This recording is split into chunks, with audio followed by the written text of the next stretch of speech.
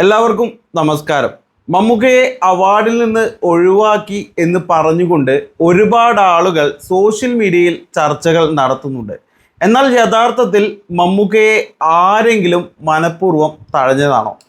അതിനു മുമ്പ് മമ്മൂക്കയ്ക്ക് അവാർഡ് കിട്ടണമെന്ന് നിങ്ങൾ ആഗ്രഹിച്ചിരുന്നെങ്കിൽ തീർച്ചയായും വീഡിയോ ലൈക്ക് ചെയ്യുക. അതുപോലെ പൃഥ്വിരാജ് തന്നെയാണ് കൂടുതൽ മികച്ചതെന്ന് അല്ലെങ്കിൽ അങ്ങനെയാണ് നിങ്ങൾക്ക് തോന്നുന്നതെങ്കിൽ തീർച്ചയായും കമൻറ്റ് ബോക്സിൽ അതിനെക്കുറിച്ച് സംസാരിക്കാവുന്നതാണ്. എന്തായാലും ഞാൻ നിങ്ങളോടൊരു കഥ പറയാം. ഒരു നാട്ടിൽ വലിയൊരു നായക നടൻ ഉണ്ടായിരുന്നു. എല്ലാ വർഷവും ആ നായക നടനായിരുന്നു എപ്പോഴും അവാർഡുകൾ ലഭിച്ചിരുന്നു. കാരണം അദ്ദേഹം നല്ലൊരു അഭിനേതാവായിരുന്നു. അദ്ദേഹത്തിനെ വെല്ലുവിളിക്കാനായി മറ്റാരും ഉയർന്നു വന്നിരുന്നില്ല. കാലങ്ങൾ കുറെ കടന്നുപോയി. പുതിയ തലമുറ താരങ്ങൾ നാടകത്തിൽ രൂപത്തിലും ഭാവത്തിലും എല്ലാത്തിലും മാറ്റങ്ങൾ വരുത്തി പുതിയ രീതിയിലുള്ള അഭിനയ മുറകൾ കാഴ്ചവെക്കാൻ തുടങ്ങി. എന്നാൽ നമ്മുടെ പഴയ നായക നടൻ നല്ല അഭിനയം കാഴ്ചവെക്കുന്ന നടൻ തന്നെയാണ്. തന്നെ കുറച്ചുകൂടി മികച്ചതാക്കാൻ ശ്രമിച്ചു കൊണ്ടിരിക്കുക തന്നെയാണ്. എപ്പോഴും അദ്ദേഹം അപ്ഡേറ്റ് ചെയ്തുകൊണ്ടിരിക്കുകയാണ് ഈ ഒരു നാടക നടൻ. എന്നാൽ പുതിയ ആളുകൾ കഷ്ടപ്പെടുന്നത് പോലെ കഷ്ടപ്പെടാനുള്ള സാഹചര്യം ആ പഴയ നടന് ഇല്ല. അങ്ങനെ സാധിക്കുന്നില്ല. പ്രായം കൊണ്ടോ അല്ലെങ്കിൽ ശരീരം കൊണ്ടോ അത് സാധിക്കുന്നില്ല. എന്നാൽ അഭിനയത്തിൻ്റെ കാര്യത്തിൽ ഈ പഴയ നടനും ഈ പുതിയ താരങ്ങളും തമ്മിൽ വലിയ വ്യത്യാസങ്ങളില്ല. അതിലൊരു പുതിയ നടൻ വളരെ മികച്ച നടൻ തന്നെയാണ്. ആ ഒരു നടനൊപ്പം മത്സരിക്കേണ്ട ഒരു സാഹചര്യം ഈ പഴയ നായക നടന് ഉണ്ടാവുകയാണ്. ഏറ്റവും മികച്ച നാടക നടനുള്ള അവാർഡ് അവിടുത്തെ അവാർഡ് കമ്മിറ്റി പ്രഖ്യാപിക്കുകയായി. ഈ ഒരു സാഹചര്യത്തിലാണ് രണ്ടുപേരും മത്സരിക്കേണ്ടി വന്നത്. രണ്ടുപേരും മികച്ച രീതിയിൽ തന്നെ അഭിനയം കാഴ്ചവെച്ചിട്ടുണ്ട്. പക്ഷെ അത് ഭാവാഭിനയമായിരുന്നു. അവർക്ക് രണ്ടുപേർക്കും നല്ല രീതിയിൽ തന്നെ സാധിക്കുന്ന ഒരു ഭാഗമായിരുന്നു. എന്നാൽ പുതിയ നായക നടൻ കഥാപാത്രമാവാൻ ഒരുപാട് കഷ്ടതകളും ത്യാഗങ്ങളും രൂപമാറ്റങ്ങളും ശരീരത്തിൽ വരുത്തിയിട്ടുണ്ട്. നാടകത്തിന് വേണ്ടിയിട്ട് പുതിയ രീതിയിലുള്ള കാര്യങ്ങൾ അദ്ദേഹം വരുത്തി അല്ലെങ്കിൽ ചെയ്തു വെച്ചു.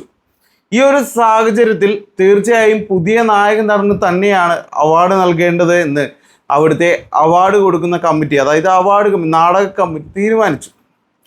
ഇപ്പോൾ ഞാൻ പറഞ്ഞ കഥയും അതുപോലെ ഈ നേരത്തെ ഉണ്ടായ ഒരു സംഭവം തമ്മിലൊരു ബന്ധവുമില്ല. ഞാൻ വെറുതെ ഈ ഒരു കഥ പറഞ്ഞു എന്നേ ഉള്ളൂ.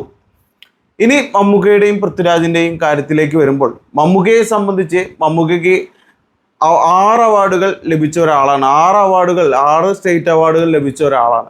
പൃഥ്വിരാജിന് 2 അവാർഡുകളായിരുന്നു ഇതുവരെ ലഭിച്ചിരുന്നത്. തൻ്റെ 24-ാമത്തെ വയസ്സിലാണ്, അല്ലെങ്കിൽ 22-ാമത്തെ വയസ്സിലോ 24-ാമത്തെ വയസ്സിലാണോ പൃഥ്വിരാജിന് ആദ്യ സംസ്ഥാന ചലച്ചിത്ര അവാർഡ് ലഭിക്കുന്നത്. അതുകൊണ്ട് തന്നെ മികച്ച ഒരു നടൻ തന്നെയാണ് പൃഥ്വിരാജ്. അതിനൊരു സംശയവുമില്ല. തൻ്റെ 26-ാമത്തെ വയസ്സിലാണ് ലാലേട്ടന് അവാർഡ് ലഭിക്കുന്നത്. ഏറ്റവും ചെറുപ്പത്തിൽ അവാർഡ് വാങ്ങി എന്നുള്ള ഒരു റെക്കോർഡാണ് ലാലേട്ടനിൽ നിന്ന് പൃഥ്വിരാജിന് ലഭിക്കുന്നത്. വളരെ ചെറുപ്പത്തിലെ തന്നെ കഴിവ് തെളിയിച്ചിട്ടുള്ള ആളാണ് പൃഥ്വി. അതായത് ലാലേട്ടൻ്റെ റെക്കോർഡ് വരെ തകർത്തുകൊണ്ടാണ് പൃഥ്വിരാജ് അവാർഡ് കൈക്കലാക്കിയിട്ടുള്ളത്. സാക്ഷാൽ മമ്മൂക്കയോട് മത്സരിക്കാനുള്ള കഴിവ് തീർച്ചയായും പൃഥ്വിരാജിന് ഉണ്ട് എന്ന് നമുക്ക് പറയാം. ഇതൊക്കെ നമുക്ക് ചിന്തിച്ചാൽ തന്നെ മനസ്സിലാകുന്ന കാര്യമാണ്. അത്രയും ചെറുപ്പത്തിൽ അവാർഡ് വാങ്ങിയിട്ടുള്ള ഒരാളാണ്. അപ്പോൾ സ്കില്ലില്ലാതെ അതൊന്നും പറ്റില്ല. എന്നാൽ ഇവിടെ മറ്റൊരു കാര്യം നമുക്ക് പറയാൻ സാധിക്കും. നാഷണൽ ലെവലിലും സ്റ്റേറ്റ് ലെവലിലും മമ്മൂക്ക മത്സരിക്കുന്നത് 2 യുവാക്കളോടാണ്. തൻ്റെ 73-ാമത്തെ വയസ്സിലും ഇവരോടൊപ്പം കട്ടയ്ക്ക് നിൽക്കണമെങ്കിൽ മമ്മൂക്ക വേറെ ലെവൽ തന്നെയായിരിക്കണം. അല്ലാതെ ഒരു നിർവാഹവുമില്ല. അത് പുതിയ പിള്ളേരോടൊപ്പം കട്ടയ്ക്ക് നിൽക്കാൻ എന്ന് പറയും. പുതിയ പിള്ളേരെന്ന് പറഞ്ഞു കഴിഞ്ഞാൽ എല്ലാ അടവും പിടിച്ച പിള്ളേരാണ്. ഏകദേശം 40-45 വയസ്സായി ഇവർക്ക് 2 പേർക്കും. ഇവർക്ക് എല്ലാവിധ രീതിയിലും അഭിനയിക്കാനുള്ള സ്കില്ല് വന്നു കാണും. അതുപോലെ തന്നെ മെയ്വഴക്കവും ഉണ്ടാകും. പ്രായമായ ആളുകളെക്കാൾ കൂടുതൽ മെയ്വഴക്കം ഉണ്ടാകും. കാരണം പുതുതലമുറയിലെ ആളുകൾക്ക് തീർച്ചയായും ഏതെങ്കിലുമൊക്കെ രീതിയിലുള്ള സ്കില്ലുകളും ഉണ്ടായിരിക്കും, അല്ലേ? അതും ശരിയായിട്ടുള്ള കാര്യമല്ലേ?